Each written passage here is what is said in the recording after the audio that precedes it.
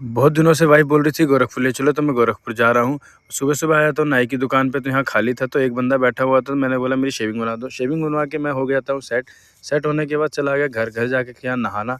नहाने के बाद अपना बैग किया पैक और फिर बाकी सामान देखा क्या-क्या रखा हुआ है। तो बाकी सामान भी रखूँगा, लेकिन बैग पैक कराने के बाद मैं बनियान फैला के तय कर देता हूँ।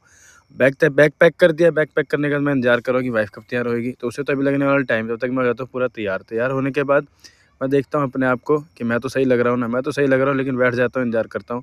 ट्रेन हो जाएगी लेट, मुझे ये डर था, और वाइफ़ कर रही है लेट हूँ या ना हूँ, मैं तो आ जाता हूँ रिक्शे में। रिक्शे से आके चला जाता हूँ Anand Vihar metro railway station. Railway station के बाद पहुँचूँगा सीधा अंदर। यहाँ बहुत भीड़ बहुत ज़्यादा है, तो वाइफ़ को बोला जल्दी चल, कहीं ट्रेन छूट ना जाए। तो थोड़ी देर इंतज़ार करने के बाद हम पहुँच जाते हैं प्लेटफ़ॉर्म पे। प्लेटफ़ॉर्म पहुँचने के टाइम से पहले आधे घंटे में, अभी ट्रेन आने में टाइम है। ट्रेन आ जाती है, हम बैठ जाते हैं अंदर। अंदर बैठने के बाद ट्रेन निकल जाती है आनंद विहार से।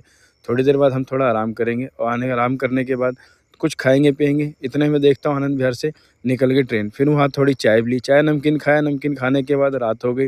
रात में ये जगह देखी, पता नहीं, लेकिन लाइट अच्छी लग रही थी, तो सोचा वीडियो बना लूँ। वीडियो बनाने के बाद गाना सुनते हुए मैं सो गया। सुबह उठ के देखा तो पहुँच गया था बस्ती। बस्ती पहुँचने के बाद यहाँ से लगता है 2 घंटा गोरखपुर पहुँचने के लिए। फिर बाहर आके देखा तो ये बस्ती ज़िला था, और ट्रेन निकल गई। फिर मैं पहुँच जाता हूँ रास्ते में।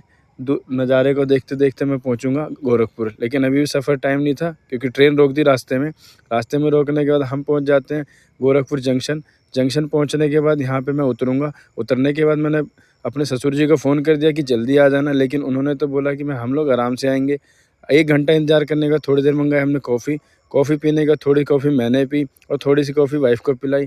कॉफ़ी कुछ अच्छी नहीं थी, तो सर में मेरे होने लगा दर्द। मैं कहा अभी ज़्यादा टेंशन नहीं लूँगा, फटाफट से बैठता हूँ इंतज़ार करते। थोड़ी देर इंतज़ार करने के बाद आ जाते हैं पापा, उनके साथ मैं निकल जाता हूँ। फिर रास्ते में ये भतीजा है, वो बैठी मेरी वाइफ़। हम लोग रास्ते में एन्जॉय करते हुए आ जाते हैं घर। घर पे आने से पहले रास्ते में जाते हैं सीएनजी पंप पे, इन्होंने पहले सीएनजी भरवाई। सीएनजी भरवाने के बाद फिर हम निकल जाते हैं वापस गाँव की तरफ। गाँव भी बहुत दूर है, तो हमें थोड़ा रास्ते में सामान-वामान लेना था, तो यहाँ उतर गए। सामान-वामान लेने के बाद हम वापस चढ़ जाते हैं वापस गाड़ी में। गाड़ी में आने के बाद देखा कि पापा आगे बैठे, और यहाँ पे आते ही मेरे को बहुत ज़्यादा सुकून मिला। सुकून मिला तो देखा कि वहाँ पे यहाँ पे हवा दिल्ली से ज़्यादा ही अच्छी है, तो मेरे को बहुत अच्छा लग रहा था। मैं वीडियो बनाते ही जा रहा था, पता नहीं घर कब पहुँचेंगे, लेकिन थोड़ी ही देर में हम घर पहुँचने ही वाले हैं। तो पापा कह रहे ये सारी खेत उनकी है, मैंने कहा ये तो बाद में देखेंगे, और आ जाता हूँ, थक जाता हूँ। आज की ब्लॉग में इतना ही, प्लीज़ सब्स